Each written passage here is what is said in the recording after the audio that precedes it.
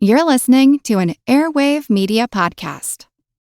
Hello and welcome to Queen's Podcast. My name is Heather Darcy. I am the author of Anna, Duchess of Cleves, the King's Beloved Sister, out now and out next year, Children of the House of Cleves, Anna and Her Siblings. I am delighted to introduce Katie and Nathan. I do have to warn you that they do use explicit language, so if you're not into swear words, then this sure as shit is not the podcast for you. However, after you finish listening to this episode, if you'd like to learn more about Anna or women's history in general, I'd encourage you to head over to my website, maidensandmanuscripts.com. Cheers, bitches. Hi, this is Katie. And this is Nathan. And you're listening to Queen's Podcast, the show about badass women in history.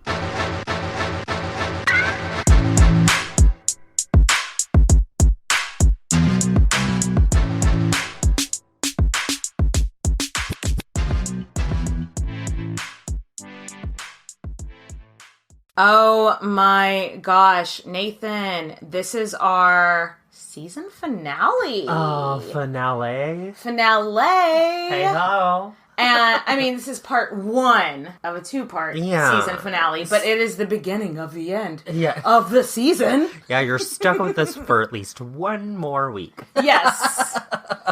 And yeah, for anyone that's new, we take a summer break each year. So we're about to take our summer break. Because mental health is important. Because mental health is important, and burnout is real, even when it's something you love. Exactly. So we're about to do that, but I think you guys are really going to love this last... I love her. Y'all have been asking for her. Forever. For a hot minute now. So, Nathan, who are we discussing? Christina of Sweden. What was that? I don't know. Call my lawyer. Okay. If you didn't catch it, it's Christina of Sweden. Yeah. And Nathan, tell us about this cocktail that you created. So it's called the Swedish 60. Okay. So it's super interesting here. Yeah. It's basically like a mimosa in a way. Okay. So you take 1 part of aquavit. I said it. Is that a liqueur? Aquavit? So at Speck's liquor store, they sell it in the liqueur section, but it's actually like stronger than vodka, tequila. Oh, shit. Yeah, so what qualifies it as a liqueur? It doesn't matter. I'll look it up later. I think Specs did it incorrectly. It's a spirit. Don't come out of Specs. Yeah, it's a spirit, not a liqueur. It's super duper strong. Okay. So be careful with this one. But it's 1 shot or 1 part of the aquavit. Okay. And then you do like a little squirt of lime. Okay. And you top it off with champagne. I actually really like this one, Nathan. Yeah, you put a little bit of sweetener in it, so there is like a half a shot of simple syrup, but long-time listeners will know that we both don't like we're not sugary. Yeah. So I did like a half a teaspoon of stevia with water, and if you do that, that's like a simple syrup. So it's a good sugar alternative. Yeah, and longtime listeners, again, of the show know that I don't like anything overly sweet or overly bitter or overly anything that's complicated. Not White Claw. Anything. I like White Claw, I like vodka, and I like wine. Basic bitches need apply. So if you are a basic bitch like me, you will like this drink. I like it. It's delish. All You're right. not a basic bitch. Okay. But we have a contest winner to announce, Nathan. Are you so excited? Oh, I know. Winner, Patreon dinner. Oh, I love it. Over on our Patreon, we decided to do a contest, and we're giving away in the contest. Our friend Liv from Let's Talk About Myths, Baby, has a cocktail recipe book based on Greek mythology. Yes. It's called Nectar of the Gods, and we wanted one of our Patreon supporters to get a copy. Drumroll, please, Nathan. It is Patreon supporter Ashley Otis. Woo! She said that she loved the Catherine de Medici macaroon martini and hashtag same. To be honest, I know I'm always like, I like sweet drinks, but I fucking loved that drink. That drink was delicious. And I will give a shout out to the birthday cake. Yes. Marie Antoinette. Yes, they were she similar was also drinks. delicious. Yes. Also cookie sweet delight. Exactly. And Ashley also said that she thought Catherine de Medici was an underrated badass. And you know what? Same. So, Ashley, we will be sliding into your DMs on getting you a copy of Liv's book. I'm so excited for that. I know. Ooh. But let's start off with Christina. Let's get into Christina. Yes. So she was born on December 8th, 1626, Stockholm. So she's a Sag. Sagittarius. You know what? Love it. I am a Sagittarius moon. I am a Gemini, as most may know, but Geminis and Sagittarius get along. What's your moon? Do you know? I think my moon is Cancer. Okay. Yeah. Anyway. So her parents, and I do want to preface something real quick. This first part, we are probably not going to talk so much about like her and her personality. It's going to be kind of more about her and her upbringing. Well, that gives you a preface to their personality. So that in the second episode, we can speak more to her actions. Yes. So we're going to talk about a lot in this first part about her dad, who was King Gustav II, and his wife, Maria Eleonora of Brandenburg. Yeah, Brandenburg is modern-day Germany, basically, more or less. So she's Swedish and German. Yes! As far as we can tell, her parents weren't, like, super related, which is unusual. Yeah. Yeah. I mean, I'm sure they were cousins to some degree. Everyone's related. Because, what did we say in that one video that was so funny? Like, if you're not fucking your cousins, are you even in the royalty? Like, so they were probably related to a bit, but they weren't like double second cousins or double first cousins like Louis the 14th's parents or something. Not super duper related, just kind of related. So yay! Cool! But before Christina hits the scene, let's talk a little bit about the fam and what's going on in Sweden. Yeah. So her dad, Gustav, super duper popular. He was so popular. He seems to be like kind of war dicky because throughout his entire time on the throne, he was almost always at war. Like the entire time, pretty much. Dicking with war. Yeah. But he's credited with making Sweden a political force at this time. And he's viewed in history as a good king. Yeah, he seems to have had some progressive policies as well. So at the time, so we're looking at the early to mid 1600s, Sweden was super Lutheran.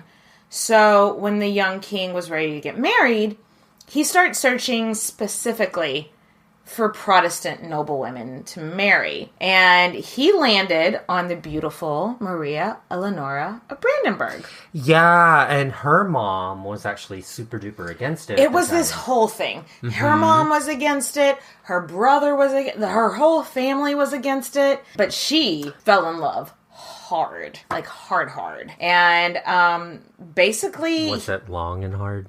She felt, unfortunately for both of them, yes, she fell in love long and hard, and that's what she said.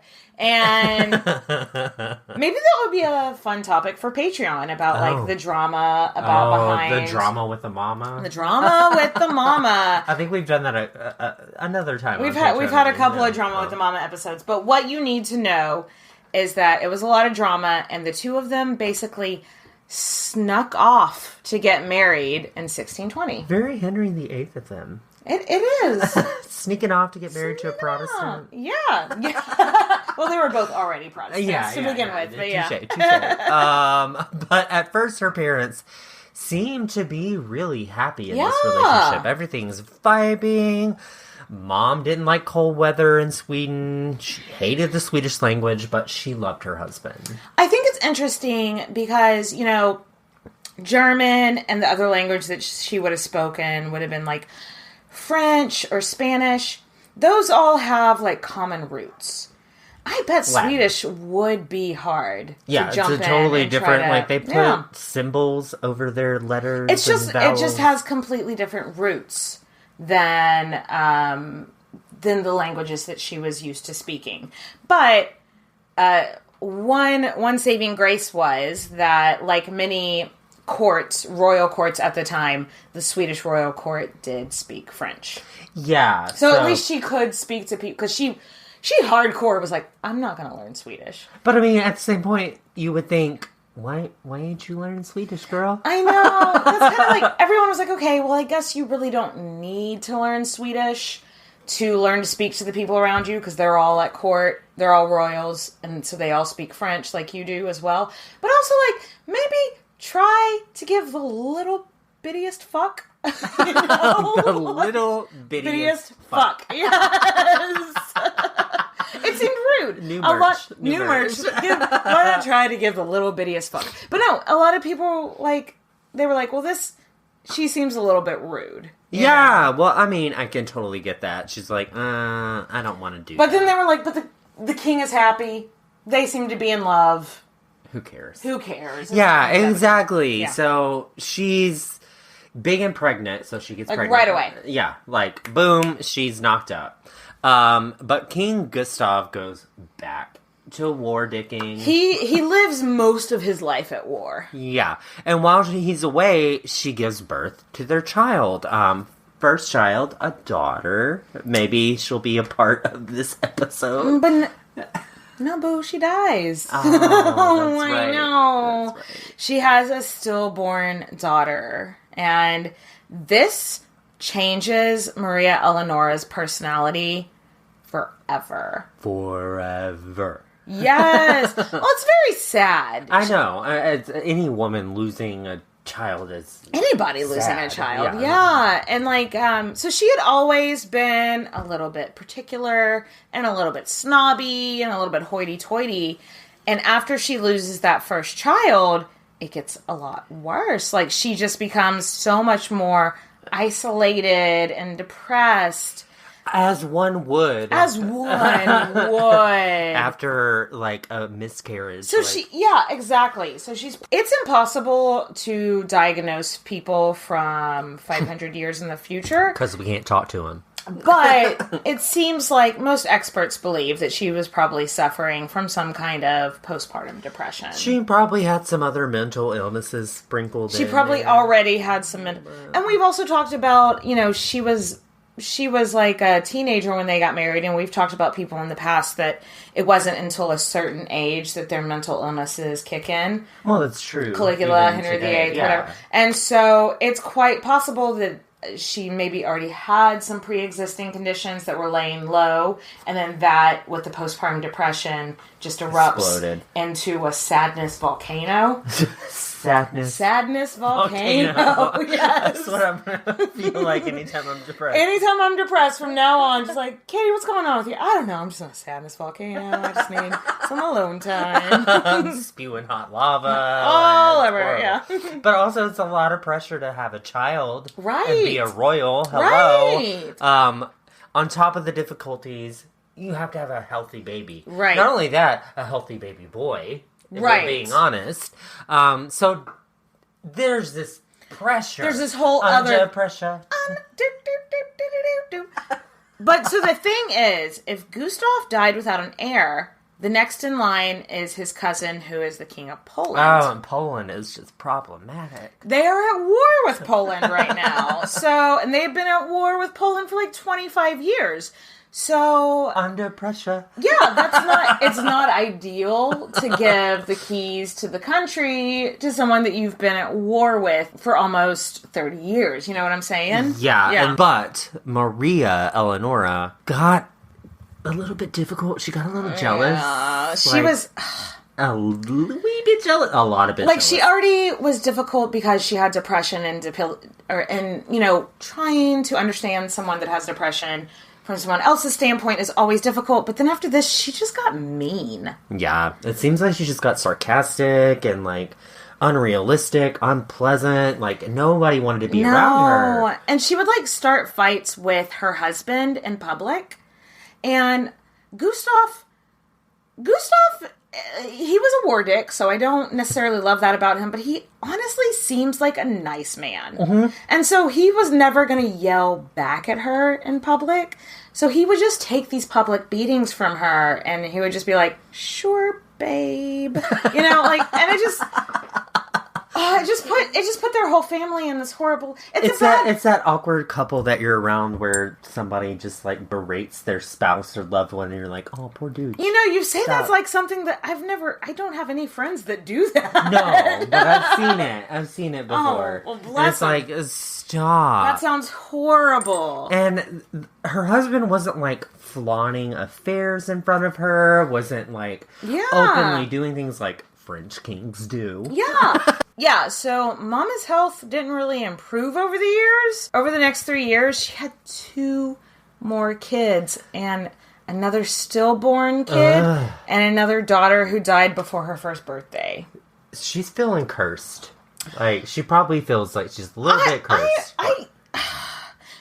This comes up so often in royal marriages and royal families. Like, and she's just feeling worse and worse. It doesn't help her depression, is what I'm getting at. Unsurprisingly, it makes her more depressed, yeah. So until finally in 1626, she has a pregnancy, and it seems very healthy, and everyone is looking very optimistic at this point. They're like, oh, this is positive.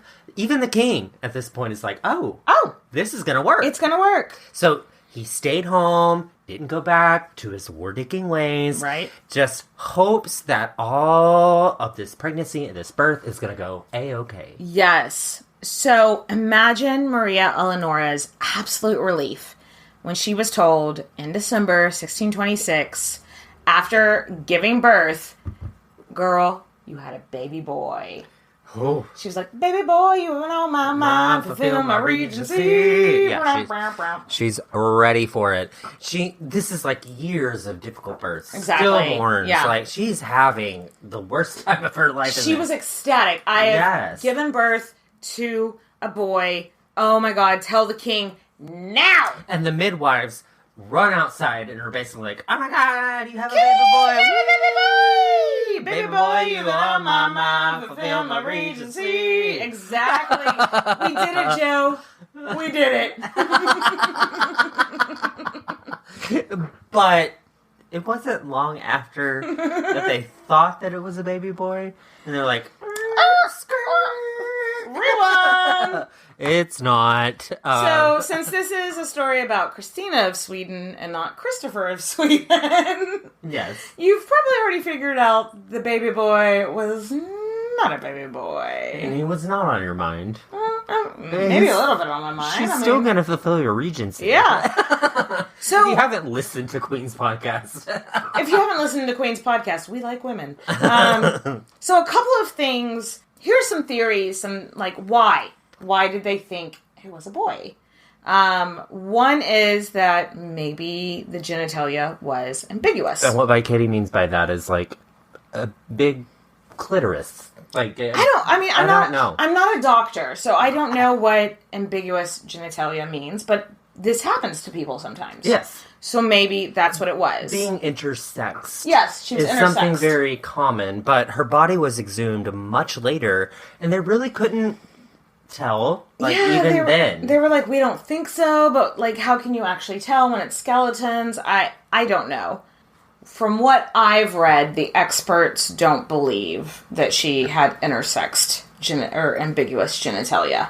So another theory is that like maybe she was born with the thick amniotic sac around her, and the midwives are like, it's a boy. I just feel that one I don't buy, because like, why wouldn't you break the sack and make sure? That seems painful. No, the sack is around. It's like I know. I'm speaking from a male perspective. If you break my sack, I'm gonna. God, Nathan, I'm not talking about your fucking balls. Will you top me off? Can you get your mind off of your goddamn balls? Men and their balls. Like, what the hell? Like, I'm just like, oh, I got a sack from the grocery store, and you're like, my ball sack? No, that's not what I'm talking about. Fucking Oh my god, men. Fucking men. Let me pour another one for that. But another theory was that she was like hairy. Mm-hmm. So she just had a full set of hair, like... Well, no, so what I've read about this theory, that she was born very, very hairy, is that apparently a lot of babies are covered in hair, but they shed it right before they're born. So maybe she was born early. This is gonna make me go down a scientific rabbit hole. Do it. Do it, because I didn't. Oh, yes. no. Yes. So she was born hairy, and she had a really, really, like, low scream. Like, her cry sounded more like a boy, which I don't know how you tell at that point. Yeah, it was sexism. Yay. And so they just assumed, oh, this hairy baby must be a boy. And that's actually the theory that's most accepted. She cried really deep. She cried really deep and she had a lot of hair. So she must have been a boy. She must be a boy. IDK. But news breaks to the queen. She now is like, didn't have a baby boy. Mm-mm. It's a baby girl. Mm-mm. So she's distraught. Yeah. She doesn't have the heir in the spare. She just has an heir. She was so mean to her child. She was like, my husband's gonna hate me. Take her away. This is the worst news ever. I'm not telling the king. Someone else has to. And no one wanted to tell the king at this point. Just assuming that he was going to be pissed off. Because, Right. I mean, Yeah. let's be real. Most of the kings that we've researched would be pissed off. They would be pissed off, right? And the king had a sister named Catherine that he had a really good relationship with. I actually really love Catherine of Sweden. I think maybe we should do a Patreon episode on her as well. You haven't dropped the P word plenty of times. The P word being Patreon. Support us on Patreon. So, it appears that his sister, Catherine, was the only person with balls to tell her brother, like, the truth of it all. Look at this, yeah. Hey, it's not a boy, this is a girl. So, apparently what she did is that she took the baby a day or two after the birth and brought her to the king, and, like, didn't say any words, just unwrapped the blanket around the baby and just showed him, like, look, there's no penis. Look. Surprise! It's a girl. I don't want that to be a story about me. I don't want someone to be like, hey, he has no penis. He has no penis. Well, it probably won't be. I don't know you that well, but I think you do actually have a penis, if I'm being honest. It's so fucking patriarchy, though. Yeah, Like, but let's talk about Gustav's response to it. Like, after he saw that he had a daughter after thinking he had a son, people were like, should we call off all the parties? And he was like, no. I love this about him, though. I know! Like, he was maybe upset for, like, a hot minute. A second. Because people lied to him. Yeah. Like, I mean, well, not lied, but maybe they were misinformed. Yeah. So he thought one thing, and then another thing happened, and when he finally was like, look, you have a daughter, apparently what he said is, she's tricked us all. She's going to be really clever. I love this about him. I love that. That is so cool. That is so refreshing that he was just like, well, this is my daughter. She seems smart from the get-go. Let's prepare her to rule the country. Here's to supportive fathers. I love it. I love it. So, Christina's birth really seemed to be the deterioration of their relationship. Of her parents' relationship. Yeah. It was not good. So, while he's excited, there's not really hands-on parenting situations going on here. Her mother, again, her mother just resents her. And it's just this bad look. So her mother may have tried to kill her once or twice. I like how you started that with the sing-songy voice. Like, let's keep it light about some maybe child murder. But no. Why am I laughing? No, because I'm very funny. No, it's... Her mother was so distraught that... Okay, let's rewind a little bit. So now that her mother has given birth to a child, that the king has decided, this is my heir, I don't care if it's a boy or girl, this is my heir. Her mother was not being touched. The king was like, he was done with their physical relationship side of it. Oof. And so her mother may have felt a little bit like disappointed, like, no, I can still give you a son, you just have to come back to my bed.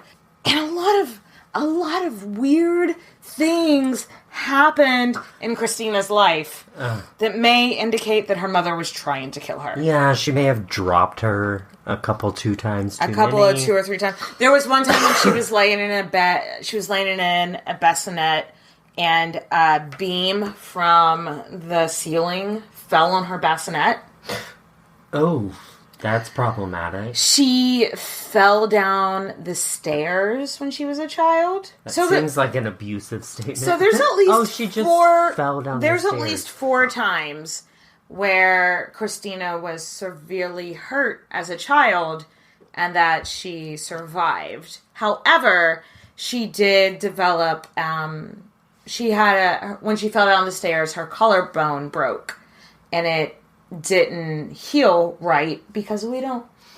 Science wasn't a thing then. I honestly, as a child, I had my collarbone broken. Oh, really? Yeah, I fell out of a high chair. But they knew how I was told. No, I fell out of a high chair. Was your mother Eleonora? Eleonora? Possibly. But I fell out of a chair, and then, whenever I got up, I couldn't move my arm. My arm was fixated in this position that Katie is only able to see. No one else can see it, yeah. But I was, fixed. I understand how that could, I don't want to say it, but deform your body. No, absolutely. Right? Yeah, totally. You broke your collarbone, so now your body deforms to make it healthy. Absolutely. So she was had a hunchback-ish. Yeah, well, the way that it healed, because modern doctors didn't know how to treat that, she was a little bit crooked.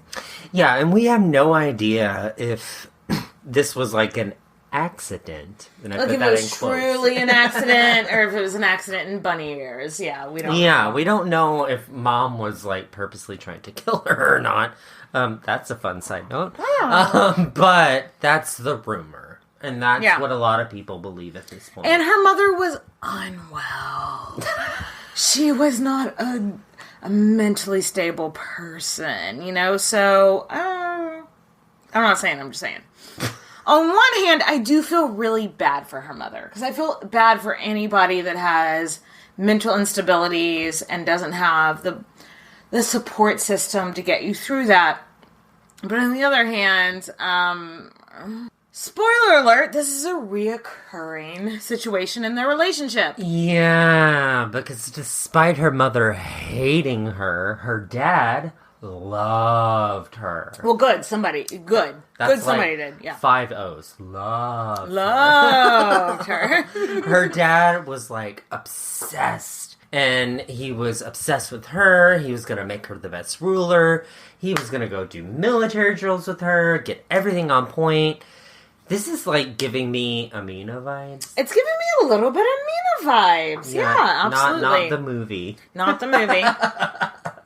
Again, Patreon. You'll feel how we feel about this movie. But Gustav was always at war, so he was like... there's a good chance I might make it to ye old age. Probably not going to be an old man, so let's make sure my heir, which is my daughter, is ready to become king in the future. King in the future. Christina was so educated. So Gustav was like, that whole education plan that we had for my son? Well, my son's apparently not coming. Let's do it for my daughter. And basically everybody was like, are you sure? And he was like, educate her like she was a boy. Which means that this girl, she is probably, of all the women we've talked about on this show, probably has the best education of all of them. I love it. She spoke Swedish, German, French, Italian, Arabic, and Hebrew at least. Probably a couple more languages on top of that. It's giving me like Cleopatra vibes. Yes! Right? You gotta learn the language to speak the language. Exactly! Yes. So a lot of royal women at the time, we discussed, they learned how to sew, to dance, play the flute, something like that. Not our girl Tina. She learned how to bear hunt. That's what I do on Saturday nights. Bear hunt. Okay. She learned how to fence. She learned all about war dicking. Yes. She was forced to take ballet lessons. So to try to help her with her crooked shoulder. That's not her fault. It's not her fault. They tried to get... But I see, I'm sorry, Mom, that you dropped me. I'm sorry, Mom, that you tried to kill me and it didn't work. But no, I could see how they thought maybe ballet will help with... Because it's the past and they were dumb. I think that's another merch statement. Because it's the past and they were dumb. But she hated ballet. She hated it. But she was taught religious studies, though. Yeah. Every single chick that we talked about usually religious is studies indoctrined with something. But like we've already said, she was meant to be 100% Lutheran. Yeah. Like, we are a Protestant country. You are a Protestant queen. Like, lean into this. Also remember that at this time, separation of church and state wasn't a thing. Yeah, like, that wasn't until the Americas that became a thing. It's still barely a thing. But at this time, Europe is really wrapped up in this thing called the 30 Years' War. And unlike the 100 Years' War, which was actually 114 years... This one was actually only 30 years. Thank you for staying on brand. But it caused the loss of 4 million lives. That's not good. That's way too many people. Yeah. The 30 Years' War was a war of religion, and Sweden was a major player in it on the side of Protestantism. So what we're getting at is her religious beliefs would be very, very anti-Catholic. Super. We don't like the... We don't like the Pope. We're very anti the Pope. So, something that is going on is going to be a very steady pattern that we're going to see throughout part 1 and part 2. She, like, if you tell her she isn't supposed to be or do something, she's going to do it anyway. If you're like, we don't like Catholics, she's like, let me be Catholic. But put a pin in that. Spoiler alert. Put a pin in that. Don't tell Christina not to do something, because that's exactly what she's going to want to do. Since Dad was off at war so much, and Mom was maybe trying to, like, casually kill her, Christina was put in the care of her Auntie Catherine, who was really, really smart. A really cool lady. Catherine really treated Christina like a daughter. So Christina was raised alongside Catherine's children at court. So when her mom wasn't trying to kill her, she was living a pretty blessed life with as her one aunt, would. As one does. If they're not being killed by their mother. And like, her dad would send her gifts, and like, she was just living a really, really great life. Hashtag blessed. Hashtag blessed. Except for when her mom popped around to be like, I hate you! And she's just like, cool, Mom. You know, like... Cool. So, in 1630, her mom was given leave to go back to Germany when Gustav was at war, which... Was always. Yeah. He was always at war. Yeah. So cool for her. She got to go stay back with her family and not, try to murder her daughter. As one does. Cheers to that. So, sadly, in 1632, her dad died in battle. Yeah. And it's wild because after the War of the Roses, we don't really hear about kings dying in battle. I mean, how many of these shows have we done? And like, when a king dies in battle, it's like ancient. Yeah. And this is post Wars of the Roses. That didn't happen very often, I feel like. The country mourned whenever the king died. Like, oh hard. my god, yes. It is like, he was called the Lion of the North. Again, Game of Thrones vibe. Love it. King of the North. Love it. Wolf of the North. Like, feeling this fantasy. I also read another thing that, during his time, like, right before he died, or maybe, like, right after he died, when everyone was, like, talking about how great he was, they called Stockholm the Athens of the North. Oh. Because he had left such a huge footprint. You know what I mean? This. Yeah. I love this. What we're getting at is he was very popular. He was very popular. And in his will, left no uncertainty about who his heir was, which... Christina. Thank you. Finally. We have... Christina is my heir. There are no ifs and buts about it. This is my heir. I don't give a shit if she's a girl. This is my heir. Yeah, and he's not dumb. Like, he knows there's a good chance that he was going to die before his daughter's in the majority. Because he's always off at war. So, in his will, he sets up a regency council. And he left a note being like, okay, y'all, look. This is an official statement. Official statement. He's like, guys, look. I know usually the queen is part of the Regency Council if a child is left to be king. But, y'all can't give her any power. She can't, and his wife can't handle being a regent. Well, that's what he's saying. It's like, she cannot handle being a regent. She is not well. Don't let her do it. Plus, bye. You know, like, but plus bye. And he's not wrong, though. Yeah. At all of 6 years old, the new Queen Christina goes out to meet the ship that's bringing her beloved father and her mother home. Mom has already had Dad's body embalmed. Oh. So they're thinking, we're going to have a funeral pretty soon. Also, she had his heart removed and put in a tiny coffin that she would just keep in her bag. I got hot sauce in my bag. Swag. I went there. I'm sorry. She does. She's got heart sauce in her bag. Swag.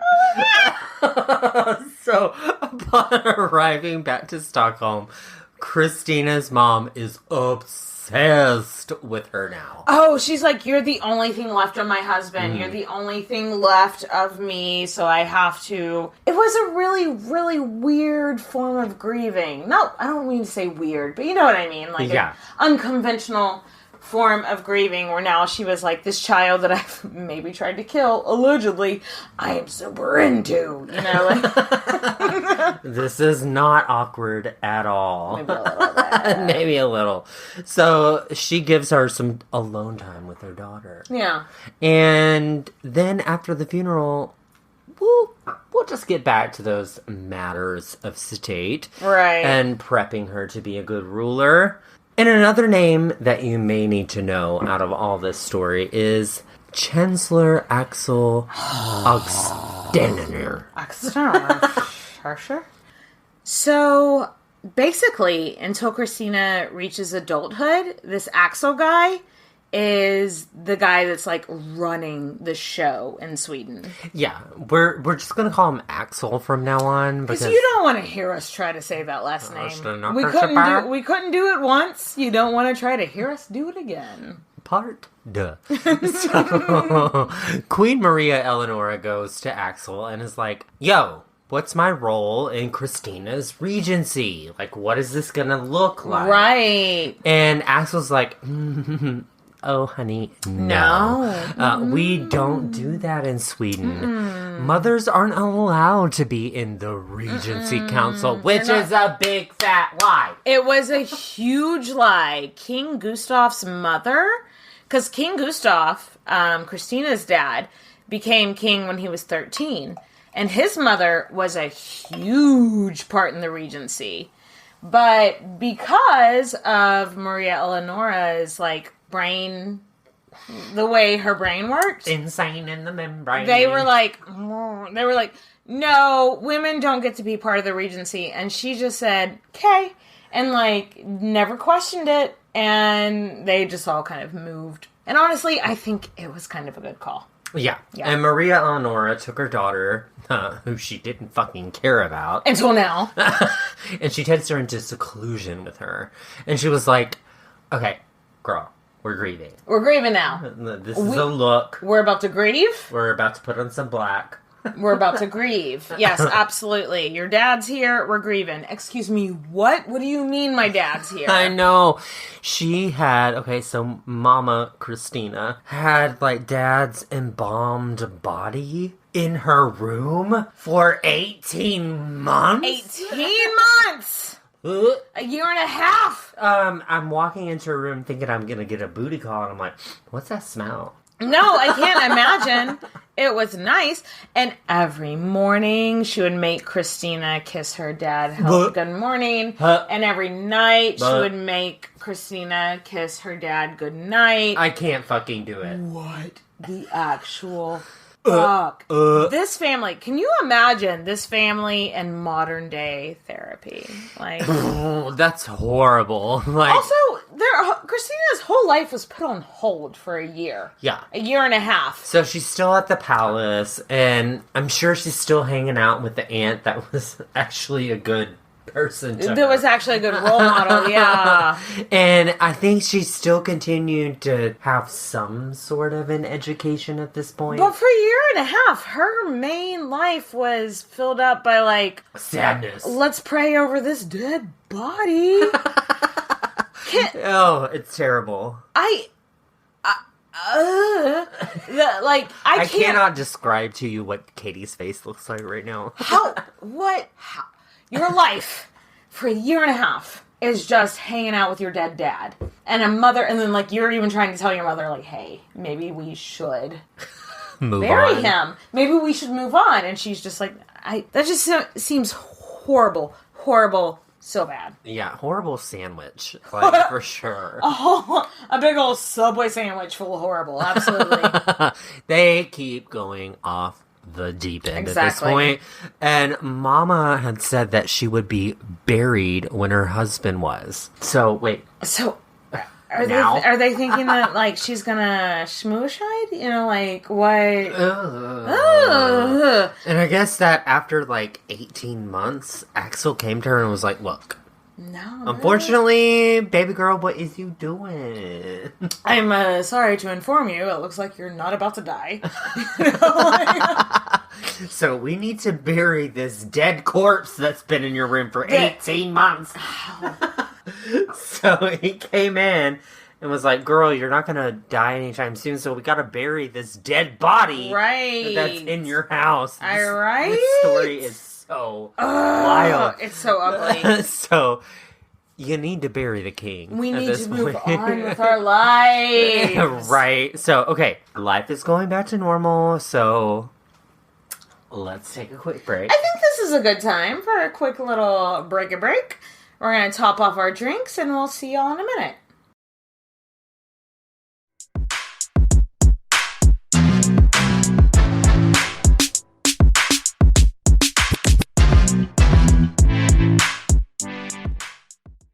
And we're back. And this is Xtina's. Xtina's life. Absolutely. Axel had Mama removed from all of the royal residence. I mean, do you blame? No. She's unhinged. Yeah. Like, she's starting shit where there is no shit. I think that's a quote from a famous rapper. I'm pretty sure it's a quote from Axel. Like, she was starting shit where there was no shit. Let's throw her the fuck out. Oh, ouch. But they didn't exactly throw her out on the streets. I mean, she had, like, this whole other castle she was given with her German ladies in waiting. Throw me out anytime if you're going to give me that cushion. Right? And it was like, you're welcome to come back and visit your daughter by invitation only. And spoiler alert, Christina didn't invite her around all that much. She doesn't even Do go you here. blame her? No. You know. So, Christina went back into the care of her aunt, Catherine, who she loved. Loved, yeah. Like, for a year or so, her life went back to normal, back to, like, how it used to be before Dad died. Until, sadly, Auntie Catherine died herself, and Catherine was shooketh. Because now she basically doesn't have a parental figure in her life. At all. She doesn't have a role model. At all. Yeah. And so Axel is like, okay, we're going to set up this new system. And he basically put in place, like, 3 or 4 royal families or families within the Swedish nobility that Christina would go back and forth between. It was like, you'd spend 2 months here, 2 months here, 2 months here. And so it was meant to be like, you never grew an over-attachment to anybody. Yeah. And you never favored any noble family over the other ones either. Which I feel like has its ups and downs. Like, you're never going to grow an attachment. That's kind of probably bad for you. Not good. But I guess, so that, we could argue it both ways. Yeah, but just like all noble women of the time, Christina was told from a real young age, gotta get married, gotta have babies. Gotta have them babies. Baby boy, you be on my mind, fulfill my regency. You gotta have babies. Number one job. And at this time, she is also like 8. Hashtag babies don't need jobs. No, babies don't need jobs. They really, really don't. They need to be babying. They need to just be babies. And what have we really learned about Christina? If you tell her she has to do something, she's gonna do the opposite. Yep, not gonna. You gotta do this one thing. Put a Bitch, pin in watch it. me not. Yep. Put a pin in it. I think this is a recurring theme. So, Christina is kind of a tomboy now. Yeah. Yeah, she despises everything that's feminine. Like, she likes to wear pants. She doesn't care about fashion. And I love this rebellion for her. I do too, but at the same time, it seems like she was a little bit misogynistic. She was like, I hate everything feminine. You know what I mean? Can't you relate, though? Like, after a certain point, you're like, fuck everything feminine. Like, she's just, like, gender bending at this point. So, she doesn't like dancing. She doesn't like hanging out with girls. She doesn't ride her horse side saddle. Yeah. So, she's literally happy just hanging out with the bros, doing her own thing. Like, that's her vibe. They also say she wasn't very pretty. She had a big... Yeah, right, exactly. She had a big nose, she had wild hair. And she's got bad posture, but, maybe it's because her mother dropped her down some stairs. on purpose. Quite possibly, allegedly. She wasn't into, like, grooming or making herself up, but she's a queen. So, she's got to get men lining up. They still are. There's still men, eligible bachelors from all over the planet are still lining up to marry her, for sure. So, Christina had a role model that we both possibly have, and her name is Queen Elizabeth I. Yes! She looked at Queen Elizabeth of England and was like, she never married. She never let a man tell her what she was going to do. And it's quite possible from an early age, she looked at Queen Elizabeth and was like, this is what I'm going to do. Yes. You know? Remember, she's supposed to hate Catholics at this point. So... she's really into the idea of celibacy, that, Catholics preach on their nuns and their priests and all of that. Mm-hmm. When she was a teenager, she famously said that she didn't want to be a quote-unquote field for a man to plow. I mean, that certainly sets a tone, doesn't it? Yeah. She's like, I don't want to... Very clear picture of she doesn't want to be any man's hoe. Or even if it's the wife. She does not want to be submissive to a man. But, I mean, girl, ever. Same. Yeah! Like, I'm not going to sit back here and be like, what? Well, maybe she was afraid of childbirth, which could you blame her? 9-pound watermelon forced out of your vagina. No. Even now, childbirth seems scary, but back then, like, you might die for real. Yeah, right? Okay. So, let's fast forward a little bit. And we're at war. And by we, I mean Sweden. We're at war with Denmark. Right. And it's like a super serial war. Right. And it's expensive. Like, that shit costs money. Money.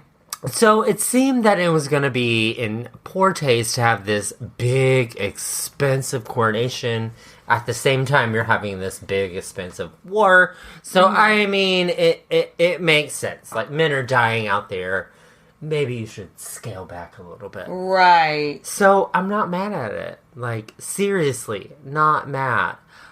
But this was also a way for the men of the Regency to hold power. Yeah, it was like, oh, we have to postpone your coronation, and now, just hold back. You're fine. 6 years. 6 years! 6 years she held back. 6 years that she had to be like, I'm in my majority, and they're like, no, but you can't be queen yet. LOL. Chill. Like, she didn't have autonomy that she should have. Right. Until she reached 18. Right. Which, I mean, I'm legally responsible for things that I do after I'm 18. How annoying. So, she took on more responsibilities after this. So, Axel realized that, oh shit, Christina and I, very different views. Oh, yes, the two of them were completely different. Christina was like, hey, we've got all this land that the nobility owns, but they don't, like, pay taxes on it. And right. He was like, yeah, no, that's fine. And she was like, and maybe that's hot take. Maybe that's not fine. And they started having these, like, headbutts because of that, Oh, no. Peasants and nobles pay taxes? Peasants should only pay their fair share, and nobles should pay more because they make more money? No! I hate you, capitalism. You know what? I think Christina would do just fine on TikTok today. Hot take. So, also, Christina's like, y'all, this 30 years war thing, it's dumb. Kind of lame. Why are we still doing this? And the whole council was like, okay. Okay, girl. Okay. The Holy Roman Emperor, it's a state of mind. It's who they were fighting. Yeah. A state of mind. State of mind. He's the fucking worst. Like, he's garbage people. Yes. He just wants to keep fighting, so of course she's like, okay, you hate the Holy Roman Emperor? I love him. He's such a good guy. Anytime someone's like, Christina, you have to go against this thing, she's like, you know what, actually, that is my favorite thing. She's, if you want my favorite things. Yes. When the dog bites, when the bee stings. So, she secretly sends an envoy to talk to the Emperor, Holy Roman Emperor. Kind. To be like, hey, let's make peace.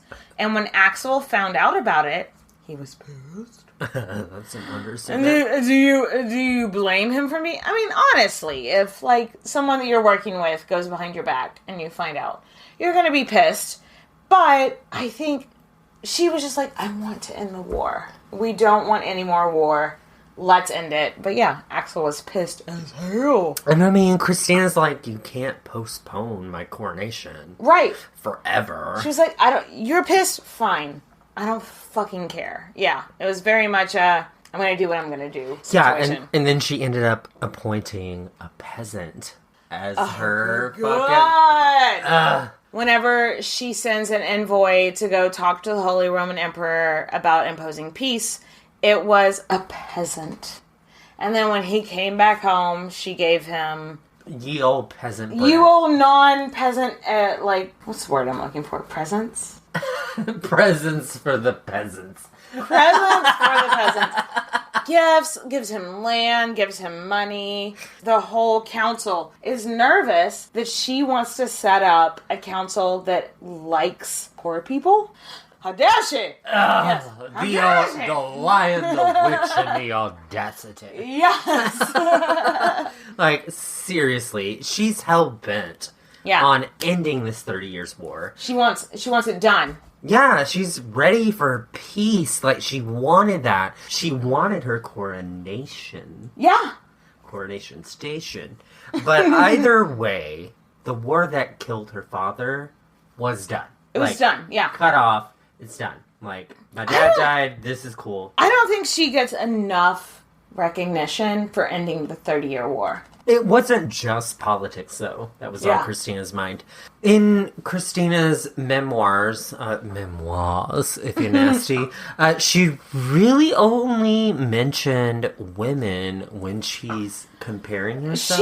She's a bit of a misogynist, if I'm being honest. Yeah. She's always like, "Ugh, women are so dumb." And the only time she ever talked about women in her memoirs is if she's comparing, like, women are stupid and I do it this way and they do it this way and my way is so better. You know what I mean? Cool.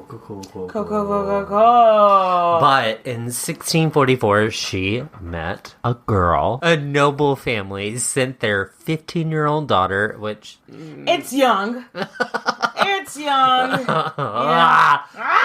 has been very problematic. But they send their daughter to be a lady-in-waiting. And her name was Eba Spear. Like, everyone at court was like, oh, fuck, this 15-year-old is so fucking hot. That's so weird. Because history is gross. Right. And back then, it was okay to talk about teenagers that way, I guess. It's terrible. Don't quote me. Christina and Ebba had a relationship that is still debated to this day. They are 1,000,000,000% lovers. I think they were definitely lovers. That's Queen's podcast.